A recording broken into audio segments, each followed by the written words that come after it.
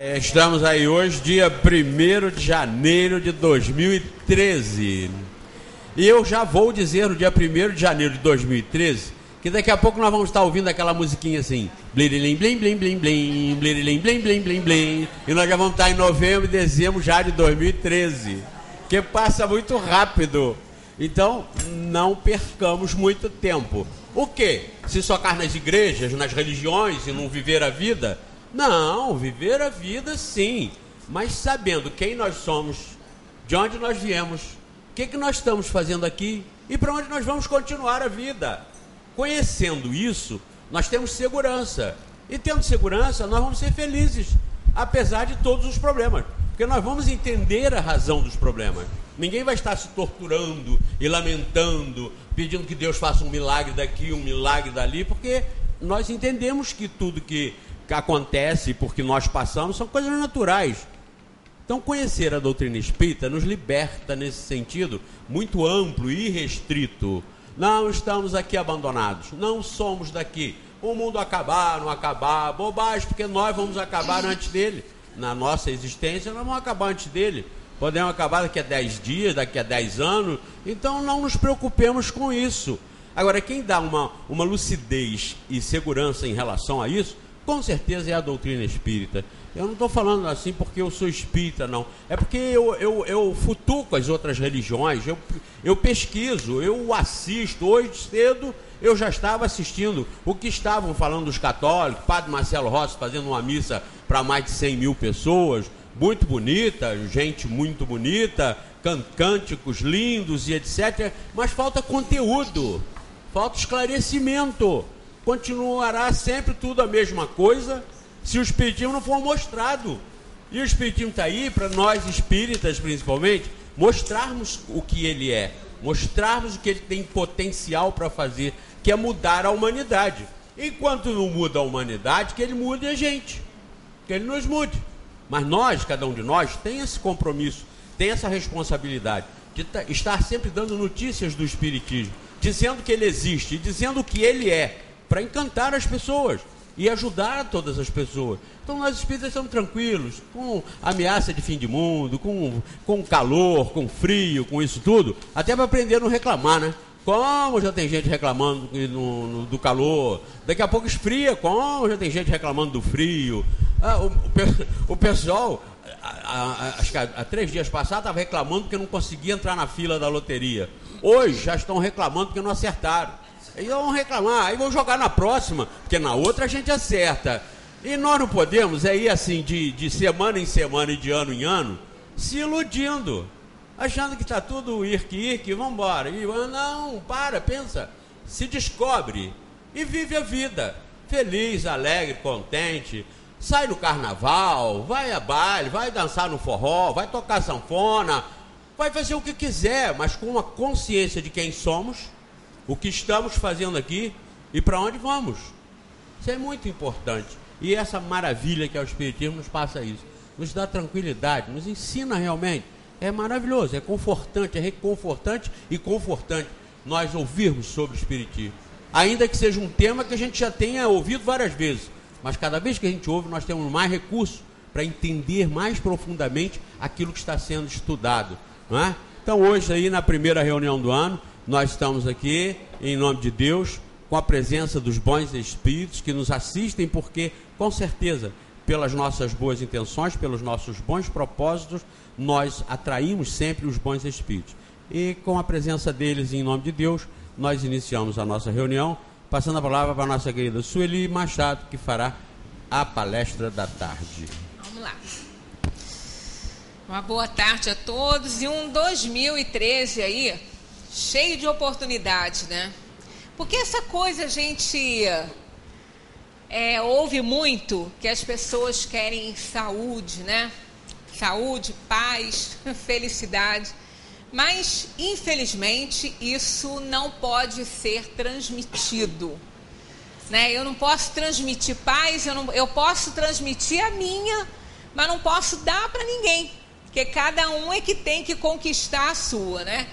Mas a gente continua pedindo porque a gente tem sempre a esperança né, que as coisas vão mudar. Pois é, mudou realmente o calendário.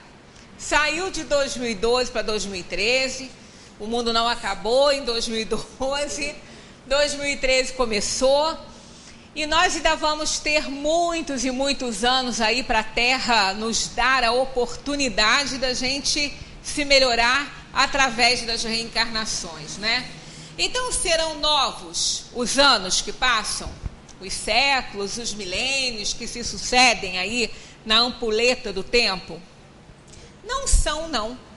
Não são novos. Materialmente falando, isso aí é o tempo que a Terra leva para dar uma volta no Sol, né? Em torno do Sol, na sua órbita. Aí ela leva 365 dias e 6 horas.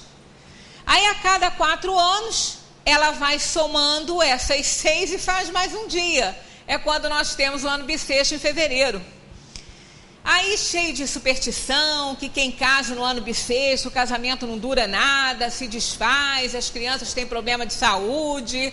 Bom, eu, pelo menos no casamento, eu neguei essa história aí. Eu casei no ano bissexto e vou fazer 41 agora. Então, para mim, não foi azar não, né? Ou não, né? Não sei. Quando nós fizemos 40 anos, meu marido falou assim, você está lembrando que dia é hoje? Eu falei, tô lembrando. E aí, você não fala nada? Eu brincando com ele, eu não sei se eu vou rir ou chorar. Ele ficou olhando assim para mim, aí meu filho, mãe, isso era coisa que você falasse para ele. Eu falei brincando. Mas ele ficou assim, sério, ouvindo aqui. Eu falei, meu caro, isso aí é longo tempo, né? Então, realmente, eu não sei se foi sorte ou azar, né? Mas em se tratando de sorte ou azar, não existe nem sorte e nem azar. Aquilo que é uma sorte pode não ser, e o que é azar pode também não ser. A gente já contou a história da sorte e do azar aqui.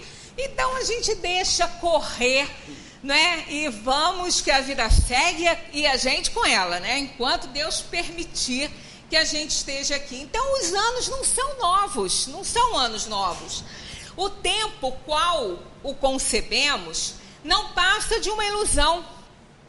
O tempo só existe aqui na Terra. O espírito só conta tempo enquanto ele está encarnado. Fora da Terra, ele não conta tempo, ele está na eternidade. Não há tempos novos, nem tempos velhos. O tempo é sempre o mesmo. Porque o tempo é a eternidade, né? O tempo é a eternidade. Esse tempo que a gente conta aqui é o tempo que é de um ano, é o tempo que a Terra leva para fazer o seu passeio aí em volta do Sol. Júpiter leva muito mais de um ano, né? Júpiter leva muito mais para 250 anos aí, tá falando Zé Manel aqui, para dar a volta em torno do Sol. Ele é muito maior, né? Tá mais distante do Sol que a Terra. Então ele conta, quer dizer, esse tempo, ele só significa para a gente em termos assim de querer renovar as coisas, de mudar um calendário, de nos dar esperanças e muitas outras coisas. Mas na verdade, o tempo não significa muito. Todas as mudanças que constatamos em nós e que a gente diz o tempo passa, também não é dele não é do tempo. São produtos da transformação da matéria, e a mutabilidade é inerente à matéria e não ao tempo. Então, quando a gente fala assim, marcas do tempo, não tem isso de marcas do tempo. São as transformações que a matéria vai sofrendo por conta dessa constituição física. Nós vamos nascer, nós vamos ter um ciclo de vida e depois essa matéria vai morrer. E nós, enquanto espíritos, não vamos, porque somos imortais. Mas a vida tem um ciclo. Tudo vai nascer, vai germinar, vai nascer, vai crescer, vai viver e vai morrer. Mas morrer materialmente falando. Porque mesmo a matéria em si, ela é apenas transformada, ela não morre. A semente, ela arrebenta, ela morre para dar vida a uma árvore. Então é tudo transformação, não é morte, portanto, nem na matéria. O nosso próprio corpo, ao ser trabalhado pelo laboratório, ou pelo fogo, ou pela terra, ele vai se reintegrar à natureza, que vai continuar alimentando a própria matéria que está vindo. Nós vamos respirar. Nós respiramos hoje moléculas que estão aí em volta da Terra, de corpos que já foram trabalhados pela natureza, não é? Então a gente vê que realmente há sempre uma renovação. Os próprios corpos trabalhados pelo laboratório da natureza se transformam em gases que vão se incorporar à atmosfera da Terra e vão nos alimentar fluidicamente. Então isso é transformação, isso é vida. Então nós não morremos, mas a matéria passa por um ciclo. Tanto que a gente vê às vezes pessoas que estão com a mesma idade, porque a gente nunca se acha velho, né? A gente sempre se acha lindo. Aí vê uma pessoa que estudou com a gente, que tem mais ou menos a mesma idade, a gente olha para a pessoa e fala, fulano. Aí a gente, depois que a pessoa passou, a gente pode falar assim com quem está do lado, fulano, como é que fulano está velha? Aí a outra pessoa que está do lado da gente fica sem graça, porque a vontade dela é virar para mim ou para a pessoa que está falando e falar assim, olha, fulano, você também está tão parecida com tá você. Tão parecida com você. A minha bisa, que morreu com 93, ela às vezes quando via alguém na rua, ela falava assim para mim, Sueli, como é que ela tá velha? Aí eu falei, vó, você também tá. Ela falou, não, mas eu não tô igual, não. Então, a gente nunca acha que tá.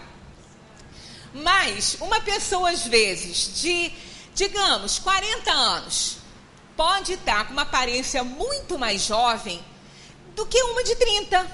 Ou uma de 60 está com uma aparência muito mais jovem. Hoje eu estava vendo o repórter, não sei se era Copacabana isso, aí apareceu uma senhora com mais de 80, acho que ela tinha 82, e ela estava lá sambando, ela estava se acabando no samba e não queria ir embora.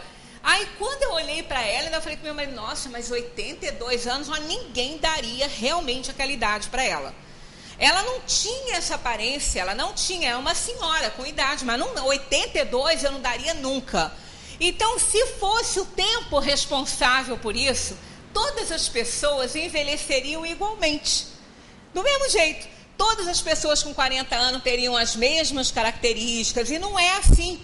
Então, o tempo não é responsável, né? O espírito é que comanda tudo isso, né? E a qualidade de vida que a gente tem, que a gente leva, vai favorecer uma saúde que vai retardar aí, pelo menos aparentemente, o envelhecimento, né? Então, realmente, o tempo não é responsável por isso. A matéria volúvel, como as ondas, e instável, como as nuvens que se movimentam no espaço, assumindo várias conformações que se sucedem instantaneamente, que se sucedem constantemente na vida que a gente tem, né?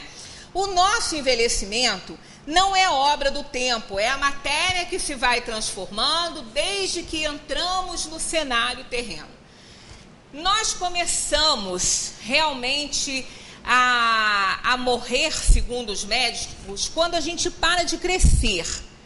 Ali para, né? Quando parou de crescer, dali para frente já vai ser um envelhecimento gradativo.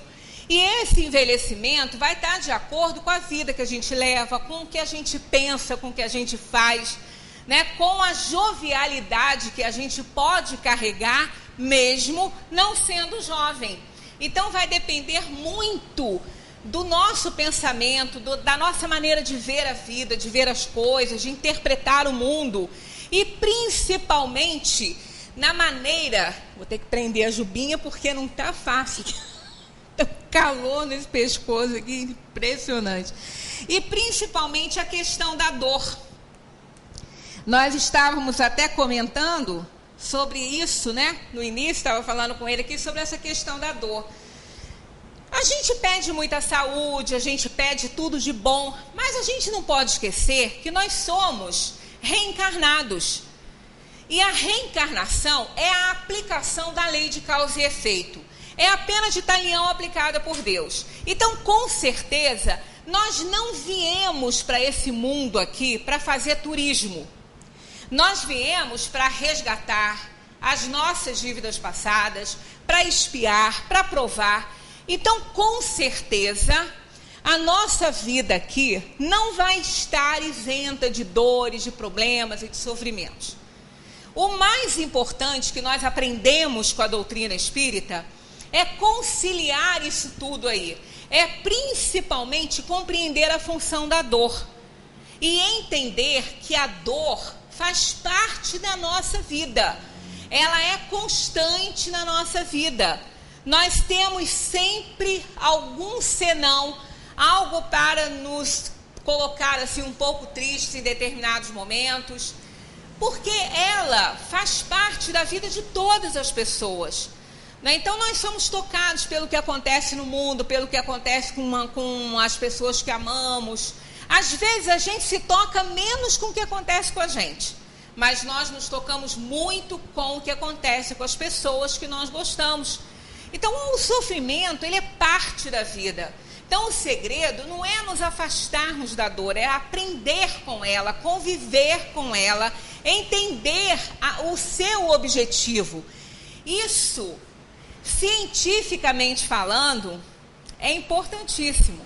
Se a dor não existisse, nós não íamos saber identificar um problema em nós. A dor é um alarme. Nós não temos que sentir dores físicas, nem morais, né? A gente não tem que sentir, mas se ela aparece, algo está errado. Se a gente está com alguma dor moral, algo fizemos que está aí, a nossa consciência está acusando. Se aparece uma dor física, realmente a gente vai procurar que tem alguma coisa errada. Não é porque ela que é o alarme. Então, cientificamente falando, ela é fundamental na nossa vida. E na parte espiritual também. Porque a dor nos recoloca no trilho da obediência. Porque ela só aparece quando tem algo que não está dando muito certo, que a gente está fazendo que não está certo. Todos os acontecimentos, nada tem a ver com o tempo. Trata-se de manifestações da evolução da matéria organizada, vitalizada e acionada pela influência do espírito. A matéria é muito pouco. Ela é apenas uma roupa, não é, para o espírito. Quem comanda tudo isso realmente é a alma.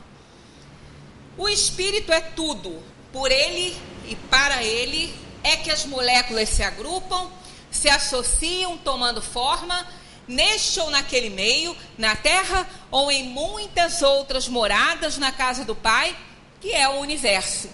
Então nós necessitamos dessa matéria para a gente poder fazer a nossa evolução. Na erraticidade, o espírito aprende muito, mas ele precisa tomar um corpo de carne, ele precisa reencarnar, ele precisa dessas experiências materiais para ele provar que ele já está mais sábio, que ele já está mais conhecedor das coisas.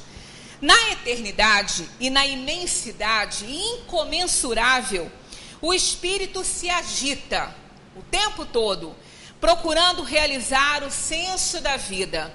O espírito nunca para, o espírito não dorme. Quem precisa de dormir é o corpo.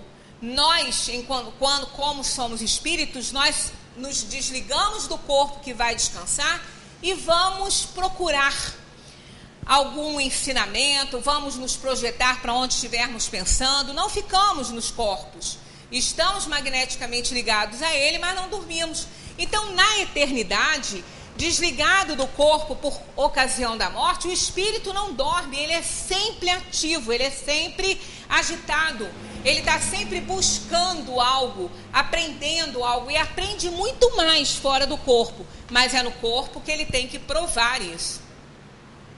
Isso é evolução, né? Para consumá-la, percorre as incontáveis terras do céu, veste e despe centenas de indumentárias, assumindo milhares de aspectos e formas. Nós temos essa forma porque nós estamos no planeta Terra.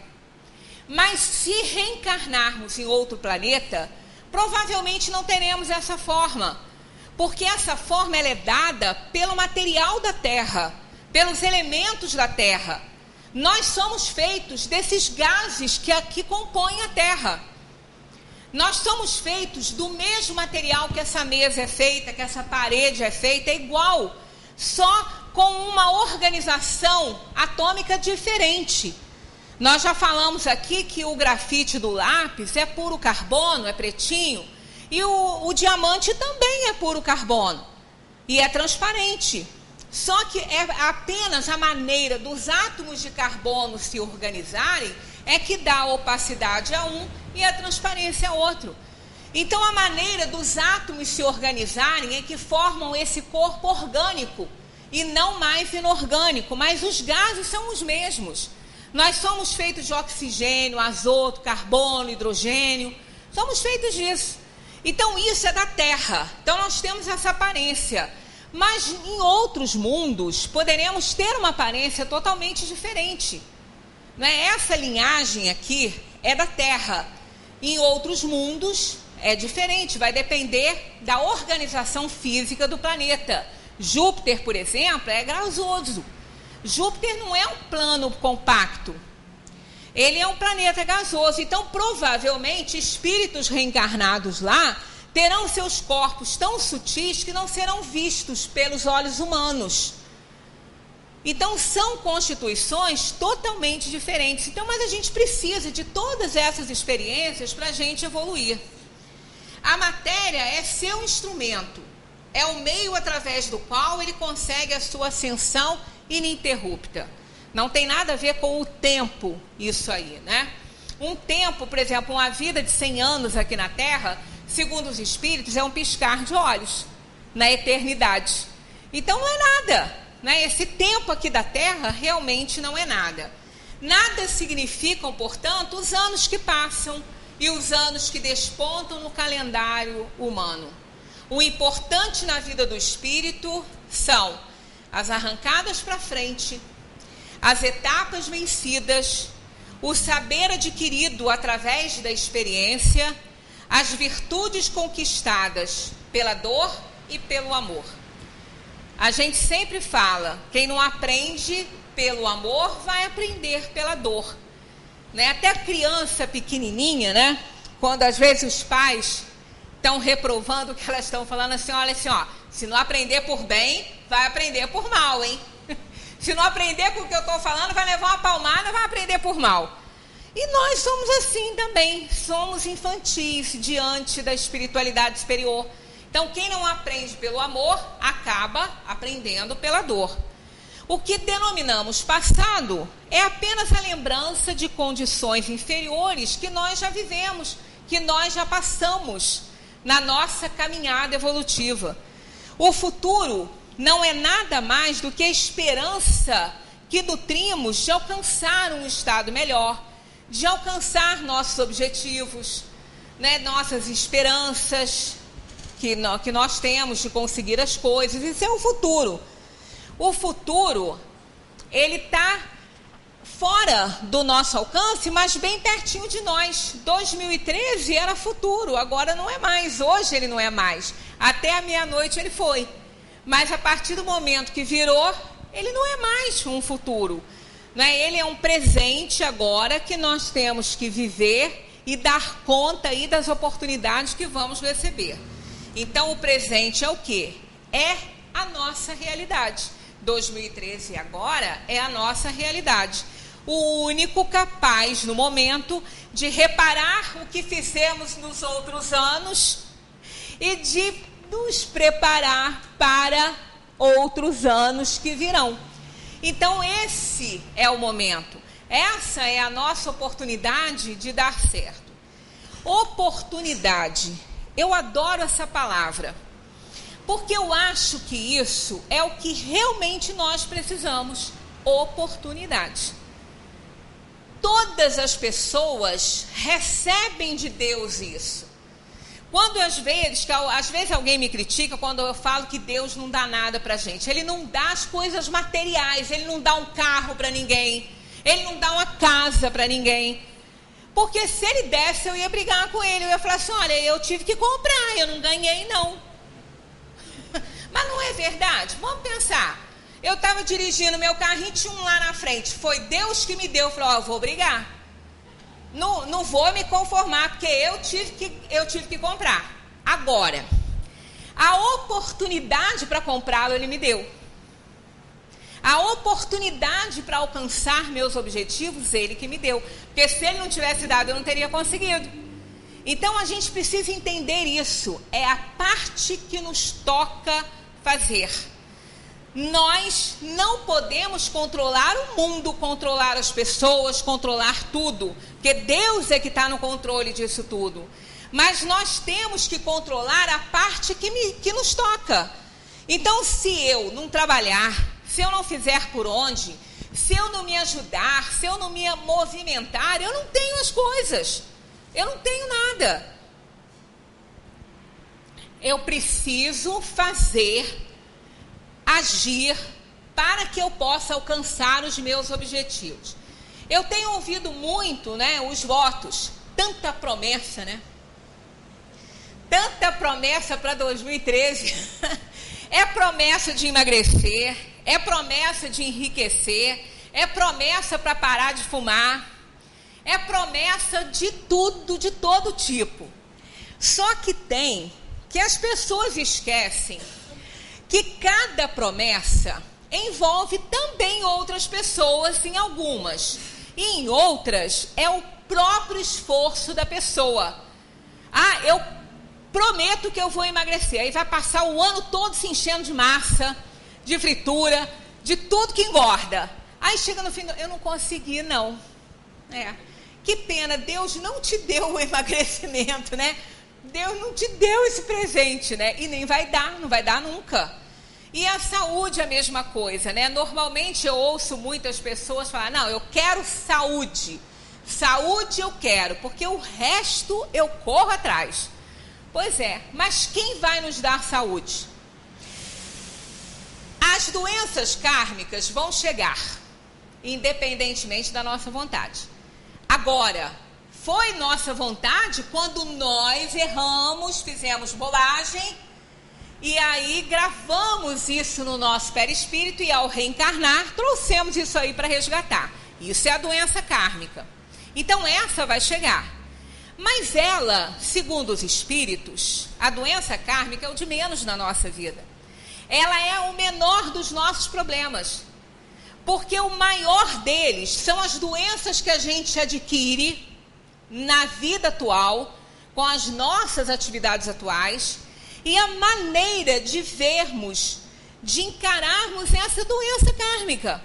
A doença kármica, ela não precisa nos fazer sofrer tanto. Ela nos faz sofrer pela forma que nós convivemos com ela. Nós nos revoltamos diante dela e vai piorar a situação. Não é? Todas as pessoas que não aceitam a vida como ela é, criam problemas para si mesmas. Então, saúde é algo que ninguém pode nos dar como presente. Quem dera que a gente pudesse dar. A gente gostaria, né? Mas não pode. Como nós vamos dar saúde a alguém? Nós podemos dar condições, auxiliar essa pessoa para que ela adquira sua saúde. Tirando aí, como já falamos, as doenças kármicas que no momento independem da nossa vontade. Dependiam da nossa vontade antes, quando a gente estava fazendo o que não devia, né? Então hoje, por exemplo, uma pessoa hoje que vai desenvolver um enfisema ou um câncer pulmonar porque fumou muito em outra encarnação. Nessa ela não fez nada. Nessa ela não fumou, ela não fez nada.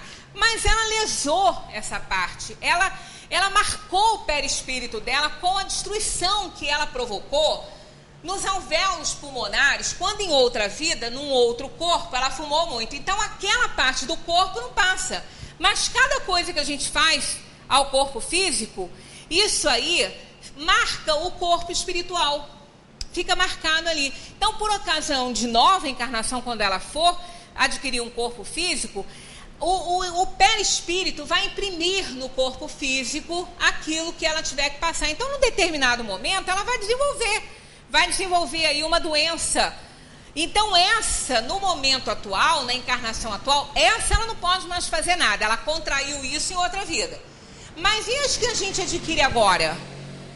Não é? Embora a gente saiba que está errado, a gente continua fazendo. Doença é algo que nós adquirimos porque a gente não faz a coisa certa.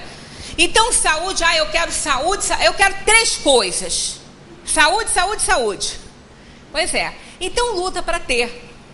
Procura fazer o que tem que ser feito. Procura trabalhar a favor do corpo. Se alimentar melhor, fazer exercícios. Com certeza está fazendo a sua parte para ter saúde. Aí, se vier uma doença kármica, é outra história. Mas aí a gente não vai ser responsável atualmente pelas dores. Eu trouxe um texto interessante aqui, uma fala interessante do Drauzio Varela. Drauzio Varela é uma grande pessoa, né? É um grande médico, preocupado com todos, com tudo. E eu achei até estranho que tem uma das coisas aqui que tem o nome de Deus na resposta dele. E como ele era ateu, eu achei que pudesse ter sido algo editado por quem escreveu. Porque ele era ateu, ele não fala em Deus. Ele já foi questionado, ele disse que respeita, mas que ele não entende dessa forma. E como tem aqui na resposta dele, isso acho que foi uma edição do repórter, né? O título é assim: se não quiser adoecer, quer dizer, se quiser ter saúde, né? Se não quiser adoecer, aí ele fala algumas coisas que a gente deve fazer. Fale de seus sentimentos. Emoções e sentimentos que são escondidos, reprimidos, acabam em doenças como gastrite, úlcera, dores lombares, dor na coluna. Com o tempo, a repressão dos sentimentos degenera até em câncer. Então vamos desabafar, confidenciar, partilhar nossa intimidade, nossos segredos, nossos pecados. O diálogo, a fala, a palavra é um poderoso remédio e excelente terapia. Aí a gente vê a importância de um amigo, né? Amigo é algo muito importante, porque a gente desabafa com ele. A gente fala, a gente aluga o amigo de vez em quando. Eu alugo Magui de vez em quando. Ligo para Magui e fico alugando lá, coitadinha da orelha dela no celular, no telefone. Tem Viva Voz? Põe no Viva Voz, né? Então, a gente ter amigo é uma beleza, porque a gente conversa com ele, né? A gente conversa, aí, de repente, ele tem naquele momento uma luzinha para nos dar, aquilo deixa até de ser um problema. Então, é importante isso, a gente conversar, a gente desabafar, falar do que a gente sente, porque nós não fomos educados para determinados sentimentos, não. Eu trabalhava muito com adolescentes. Quando eu estava na ativa na área da educação, eu nunca trabalhei com criança, trabalhava com adolescente. Então, eu tinha alunos que tinham tantos problemas e conflitos porque viam defeitos nos pais. Mas não foram criados para identificar defeito nos pais. E sim, os pais, sendo heróis deles, eles não podiam ter defeito. Então, eles se sentiam tão culpados, tão mal, por ver determinadas coisas, eles não podiam falar. E achavam que eles eram errados. Então aquilo atrapalhava a vida deles. Uns estavam querendo sair de casa, outros não estudavam. Então só o fato da gente despertar na outra pessoa que sentimentos são sentimentos que precisam ser vivenciados. Eles não estão ali por acaso. E que ninguém é melhor, ninguém é perfeito, ninguém é herói. Todo mundo tem defeito. Pais têm defeitos, como nós temos defeitos. Não é pecado, né? Então, quando a gente tira da pessoa aquele tabu, ou melhora essa situação, ou dá a oportunidade dele pensar, isso vai fazer que a pessoa entenda e vai se libertar de um peso enorme, né? Sentimentos são para serem vivenciados. Quem não pode sentir raiva, ódio, irritação? Todos nós sentimos, nós somos espíritos inferiores ainda. Então, sentir ódio, sentir raiva do outro, né, sem ter esses sentimentos negativos, a gente pode ter. O que nós temos que nos preocupar é com o que nós vamos fazer com eles, quando sentirmos. Nós não podemos devolver, nós não podemos jogar em cima da outra pessoa, não temos que ter sentimento de vingança. Agora, sentir raiva por algo que a gente não gostou, né, sentir um ódio momentâneo por uma situação que nos aborreceu muito, a gente pode sentir.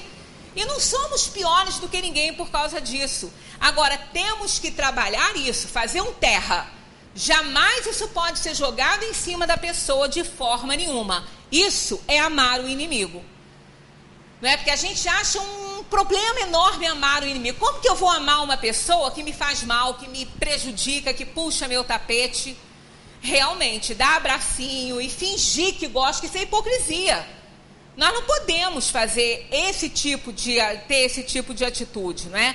Então, a gente pode se magoar? Pode, só não pode permanecer com a mágoa. Pode se enraivecer? Pode, só não pode ficar com a raiva. Tem que fazer um terra, tem que tirar da gente. Então, a forma de fazer isso é perdoar. A única forma que existe é perdoar. Porque o perdão joga isso tudo para fora, tira esse peso de nós. Então, sentir tudo isso que é ruim, a gente pode sentir, só não podemos guardar isso em nós, porque aí isso vai dar problema de doença, né? Então, falar dos nossos sentimentos é muito bom. Se não quiser adoecer, tome decisão. Olha, nós temos um ano aí, são 365 dias aí pela frente, para a gente agir, para a gente melhorar. Porque o ano só vai ser novo se nós tivermos novas atitudes. Se a gente fizer sempre a mesma coisa, nós vamos ter sempre os mesmos resultados. E a gente reclama disso, reclama daquilo. Eu reclamo do calor. Ele falou, quando chegar frio, eu reclamo do frio. Não reclamo não, eu adoro frio. Eu adoro frio. Eu reclamo do calor. Mas não é melhor fazer isso aqui, ó, do que ficar praguejando? Bota um ventinho aqui. Porque eu reclamar e me desgraçar não vai melhorar, vai piorar, porque eu vou ficar agitada. Eu vou sentir mais calor. Então, não adianta a gente reclamar que a vida não está boa, que é isso, que é aquilo. Vamos tomar decisões. Se não quer adoecer, vamos tomar decisões. A pessoa indecisa permanece na dúvida, na ansiedade e na angústia. A indecisão acumula problemas, preocupações, leva até a agressões. A história humana é feita de decisões. Tudo da nossa vida é feito de decisão. E quando a gente decide algo, como a gente fica bem, como a gente se liberta, como a gente fica feliz ali, porque tomou uma decisão que tinha que ser tomada. Para decidir é preciso saber renunciar. Isso é muito importante. A gente quer, mas não quer perder nada. A gente quer que tudo venha, mas a gente não quer doar nada. Não é assim. Tomar decisões implica em renunciar em determinadas coisas. Implica em mudar situações, aí a gente tem que perder algo. Saber perder vantagens e valores para ganhar coisas novas. Não é? É como plantar uma árvore frente à nossa janela. Nós vamos perder a paisagem, mas vamos ganhar sombra, vamos ganhar o barulho da cotovia ao amanhecer. Então, depende aí de cada um a troca que vai ser feita. Por isso que nós temos que tomar decisões. As pessoas indecisas são vítimas de doenças nervosas, gástricas e problemas de pele. Não sou eu que estou falando isso, é um médico oncologista. Foi ele que deu essa entrevista. Se não quiser adoecer, busque soluções. Isso é outra coisa. Olha, nós estamos começando um ano.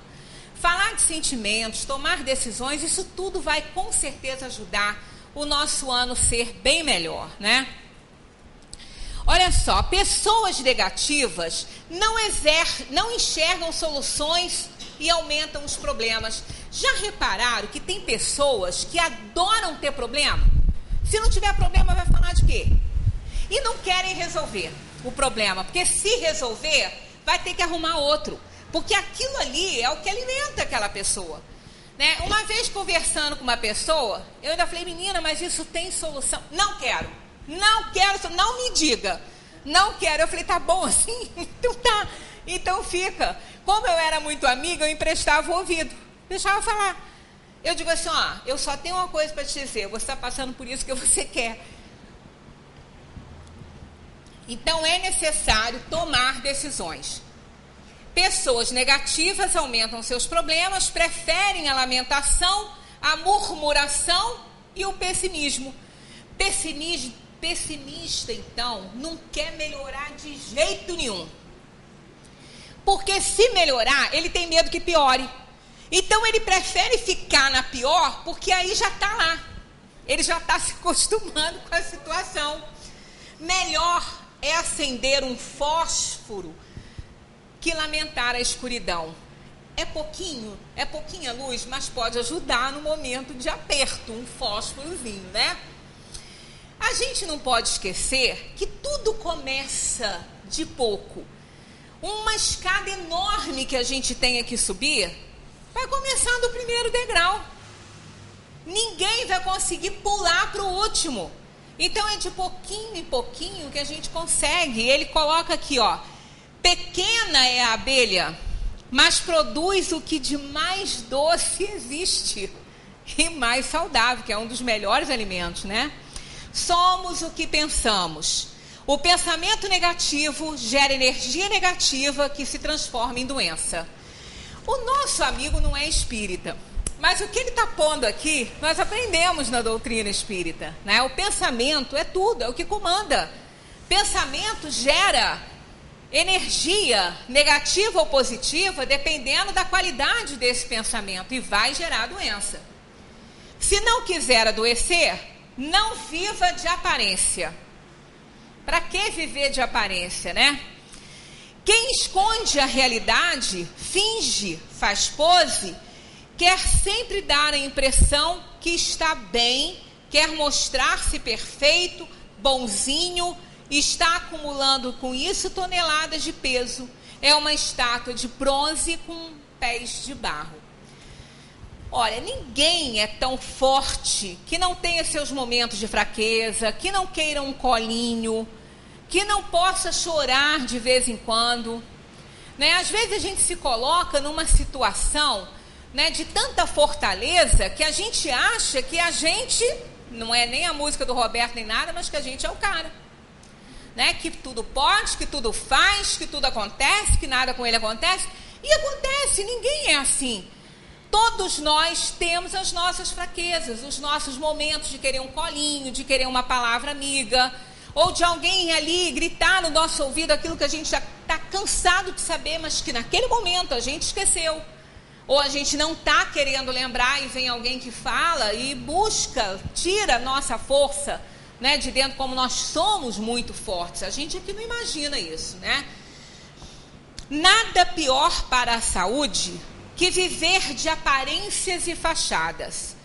Porque a gente pisa em ovos o tempo todo, porque a gente não pode se contradizer. É um mentiroso, né?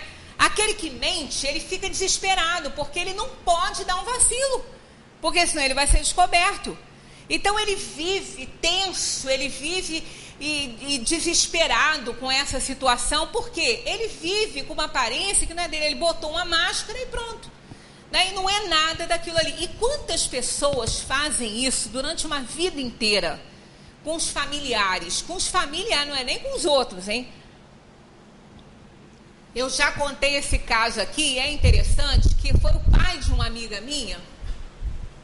Ela disse que só conheceu o pai dela 15 dias antes dele morrer. Porque em estado terminal já, ele estava tão frágil, ele estava assim, né? Ele chorou algumas vezes, coisa que ela disse que nunca viu. Sabe, ele falou de algumas coisas que ela nunca na vida dela imaginou que ele pudesse sentir isso e pensar assim. Então ela falou comigo, ela falou assim, olha, eu tive muita tristeza quando meu pai morreu, muita. Não pela morte dele em si, por eu ter convivido com uma pessoa tão linda só há 15 dias. Porque o pai que eu tive uma vida inteira não era o pai que ele tinha que ter sido e não era o que ele era. Então ele botava aquela máscara de mandão, de autoritário, de turrão, ela tinha medo dele, os irmãos tinham medo dele. Ela falou que quando ela soube que ele estava doente, que ela nem ligou tanto. Porque ela falou que ela ia se libertar. Porque era uma prisão, né? Assim, uma tortura mental. E, no entanto, diante da dor, né? Aquela história, não aprende pelo amor, aprende pela dor. Ele se mostrou quem, na verdade, ele era. E ele estava com câncer. Então, é o que muitas vezes o Drauzio fala. As pessoas acabam pegando um câncer, porque ele é oncologista, ele trabalha muito com essas pessoas. E todas elas, no final, mostram ser alguém que nunca realmente foram. Né? Que eram, sim, mas que foi escondido, camuflado pela forma de viver. Né? Então, não viver de aparências é sinônimo de saúde. Se não quiser adoecer, aceite-se. Isso é outra coisa importante, né? A rejeição de si próprio, a ausência de autoestima, faz com que sejamos algozes de nós mesmos. Ser eu mesmo é o núcleo de uma vida saudável. Nós somos o que nós somos e não é por acaso que nós estamos na condição que estamos, de saúde ou doença, não é? De estar fora dos padrões de beleza do mundo. Não é por acaso que essas coisas acontecem. São resgates kármicos que estamos fazendo, né? Somos muito felizes, mas a gente não sabe. Porque a gente só olha o melhor. A gente só olha a vida de outra pessoa. A gente olha as coisas que os outros têm. Mas a gente não imagina quantas voltas aquela pessoa deu para chegar até ali, para ter o que ela tem, fazendo a parte dela. Fazendo a parte dela e recebendo de Deus as oportunidades. Né? Quantas pessoas existem que são às vezes invejadas por outras, mas aquela pessoa que inveja não tem ideia do preço que aquela pessoa está pagando para estar naquela condição que ela está. Não é só de coisas materiais, não, de tudo, de uma maneira geral. Então, o fato da pessoa não se aceitar, põe essa pessoa constantemente aflita, desesperada pelo que o outro tem. A rejeição, então, de si próprio, a ausência de autoestima faz com que sejamos algozes de nós mesmos. A gente não se gosta, a gente não se aceita. Ser eu mesmo é um núcleo de uma vida saudável. Os que não se aceitam são invejosos, ciumentos, imitadores, competitivos e destruidores. Destruidores de si mesmo. Não destrói o outro, destrói a si mesmo. Aceitar-se, aceitar ser aceito, aceitar as críticas é sabedoria, bom senso e terapia e evita muita doença. Se não quiser adoecer, confie. Quem não confia, não se comunica, não se abre, não se relaciona, não cria liames profundos com nada nem ninguém, não sabe fazer amizades verdadeiras. Sem confiança, não há relacionamentos. A pessoa fica só. Ninguém nasceu para viver só. A desconfiança é falta de fé em si, nos outros e em Deus. Aqui que eu achei estranho ter sido ele, porque ele não acredita em Deus. Só se for edição, né? Mas realmente é interessante isso. A pessoa que tenta fugir da dor, acontece mais ou menos isso aqui. Ela não confia em ninguém porque ela tem medo de se machucar. Ela tem medo de acontecer alguma coisa, então é melhor ela ficar do jeito que ela está. Se ela sai de um relacionamento, ela não confia mais em ninguém. Ela não quer um outro relacionamento. Ela não quer tentar novamente. Porque ela tem medo, ela não confia. Porque ela tem medo da dor. Aí a gente volta àquele problema. A dor é necessária. A dor faz parte da vida. O que nós precisamos é sempre estar tentando as coisas, fazendo a nossa parte para as coisas poderem dar certo. Porque essa questão de não confiar em ninguém, a gente não aceita o que o outro faz. A gente acha que só a gente que está certo. Então a gente não divide nada, a gente vive só. Quantas pessoas chegam a uma idade avançada que não saem mais de casa, não podem, não tem um amigo para visitar, não tem ninguém para ir lá bater um papo, porque não fez, não confiou em ninguém, não soube ser amigo, não fez amizade, porque não confiava em ninguém, acaba só. E a gente tem que imaginar que hoje nós estamos bem, mas amanhã não sei, né? A gente não sabe o que está, a gente sabe que fomos nós que escolhemos, na escolha das provas quando reencarnamos. Mas não está no nosso nível de consciência. Isso, né? Está no nosso arquivo mental. Então o dia de amanhã é incerto para nós. Por mais que façamos a nossa parte, tem a expiação e a aprovação. É o karma que nós temos que cumprir. Agora, karma não tem que assustar ninguém. Karma é uma situação educativa. Não é para fazer ninguém sentir dor uma vida inteira. O Espiritismo veio trazer essa bênção, né? Que ele veio esclarecer essas coisas. Porque a ideia de karma da Índia, por exemplo, dos ensinamentos deles, é que aquilo ali é seu karma, você tem que sofrer. Não é assim. Se a gente está com uma dor, está com um problema, vamos lançar a mão de um analgésico. Vai melhorar, não vai curar, mas vai melhorar.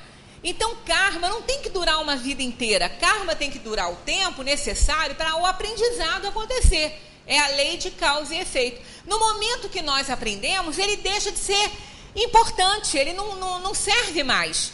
Então, aquela dor, ela acaba sendo retirada de nós porque a gente já entendeu. Então, ela não tem que durar uma vida inteira. É uma situação de educação. É educativo isso aí. O karma tem esse objetivo, né? Tem essa ideia de que a gente não tem que sofrer a vida inteira para melhorar.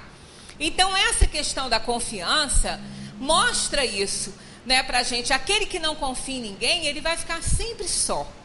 Ele nunca vai ter ninguém do lado dele.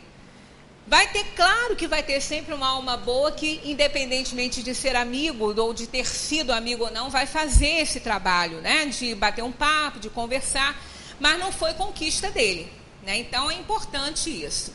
Se não quiser adoecer, não viva sempre triste. Gente, por que tristeza? Não é? Porque eu estou doente. Porque eu estou com uma doença. E daí? Todo mundo tem. Todo mundo um dia vai ficar doente, todo mundo tem suas dores. E nem todo mundo vive chorando. Não é? A dor é inevitável. O sofrimento é opcional. Não sou eu que digo isso não, quem dera. Quem disse isso foi Nietzsche, filósofo alemão. Ele que falou isso e é uma verdade. Todos nós vamos ter dores, todos nós vamos ter perdas. Mas daí a gente transformar isso em sofrimento é outra história, né? Nós podemos ser agradecidos em todos os momentos, porque tudo nessa vida passa. A alegria que tanto a gente gosta, um momento belo, passa porque o ruim também passa, né? Então a onda levanta e abaixa, é assim mesmo. Após o dia vem a noite, após a tempestade vem a bonança. Então nós temos etapas, são momentos que acontecem. Não é? Quando está lá no Salmo 23, está lá escrito, né? Guia-me pelas veredas da justiça, guia-me pelos campos verdes de águas limpas e claras. Porque a dor existe, mas tem o paliativo. Tem aqueles momentos que vão aplacar a dor, né? Na doença física nós temos os remédios, as drogas que ajudam.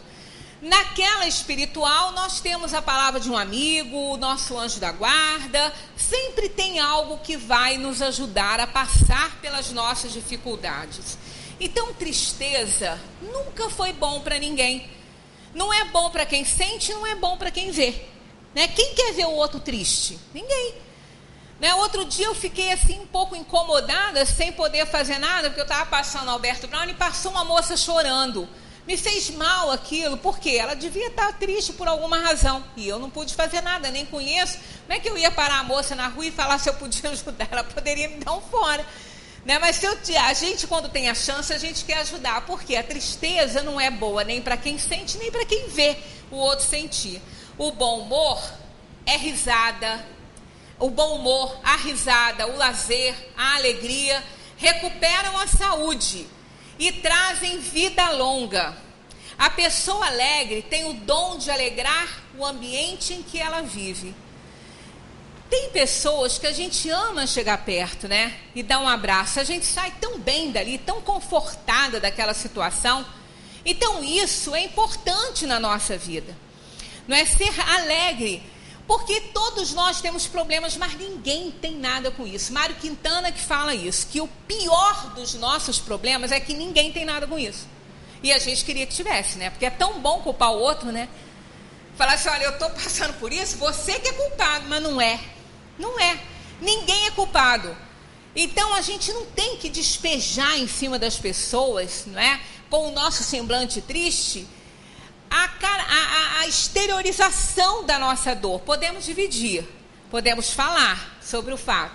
Mas, gente, isso aí é da vida. Ninguém vai passar por 2013 e pelos outros que vierem sem ter problema nenhum. Os problemas vão existir, os problemas vão estar presentes, mas alegrias também, coisas boas também. Não são só problemas que vão acontecer, não é, na nossa vida. É importante que a gente estabeleça planos para a gente viver. Magui adora isso e eu também. Tem um plano que todo primeiro dia do ano eu gosto de ler e lembrar. É uma receita da tia Grace. A tia Grace era uma velhinha do tempo da charrete, né? E ela escrevia um diário. Esse diário depois ficou para a sobrinha dela. E ela era uma pessoa tão feliz, tão alegre, tão para frente. Estava sempre contente. E muito depois que a tia Grace partiu, a sobrinha dela, muito triste e infeliz, porque morava longe da família com o marido que tinha sido transferido, que era um militar, ela estava sozinha. Ela não tinha desfeito uma mala, uma caixa, nada, só chorava. E o marido tinha que trabalhar, aquilo estava acabando com o casamento dela. Aí, numa dessas vezes que ela deu assim uma vontade de arrumar alguma coisa, ela abriu uma das caixas. Logo em cima, o que não foi por acaso, estava lá, Diário da tia Grace. Aí ela falou, Diário da tia Grace? Ela nem lembrava que ela tinha aquilo. Aí ela começou a olhar, ela falou, mas como pode alguma coisa daqui? A minha tia Grace, que era tia-avó, né? Viveu no tempo da charrete, como é que ela vai poder me ajudar em alguma coisa? Aí ela abriu o diário e viu ali, logo de primeira, na primeira linha, que ela era uma pessoa extremamente infeliz. Que ela era muito triste, ela se declarava infeliz e triste.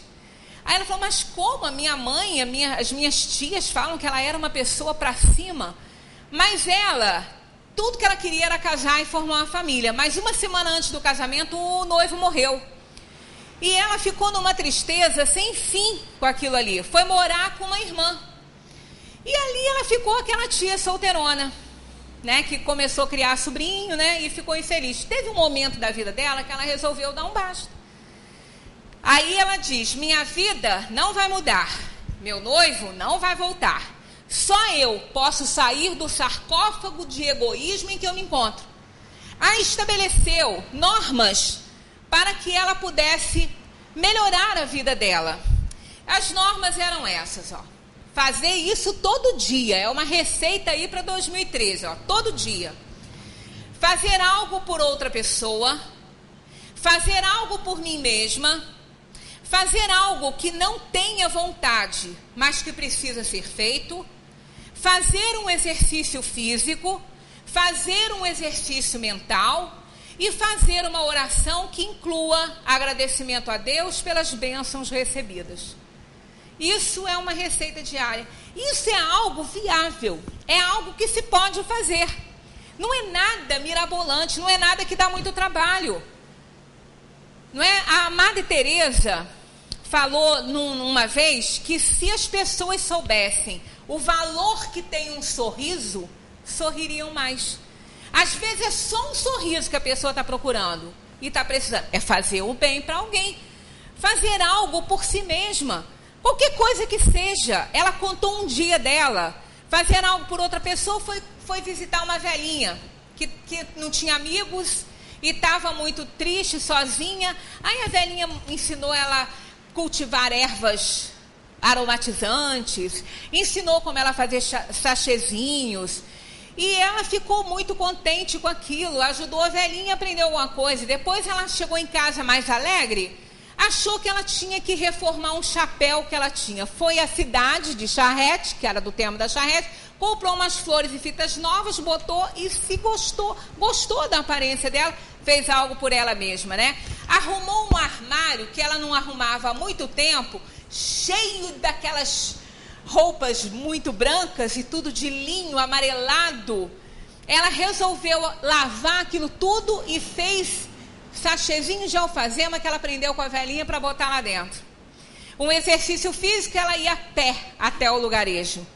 Um exercício mental, ela ficava lendo Charles Dickens, que ela adorava. E quando voltava para casa, depois de um passeio, não gostava de igreja. Aí ela encontrou um lugarzinho bonito, com uma água correndo, uma pedra ali, ela sentava e agradecia a Deus pela vida que ela tem, porque ela não conseguiu a vida que queria, mas a vida dela era muito boa e que Deus a ajudou a florescer onde estava plantada. Quer dizer, isso aí é algo que nós podemos fazer diariamente. Nós vamos ocupar a nossa cabeça, nós vamos evitar a influência de espíritos inferiores, nós vamos ver a vida de outra forma. Este plano da tia Grace resume em suas atividades os 2 mandamentos maiores: amar a Deus sobre todas as coisas e ao próximo como a si mesmo.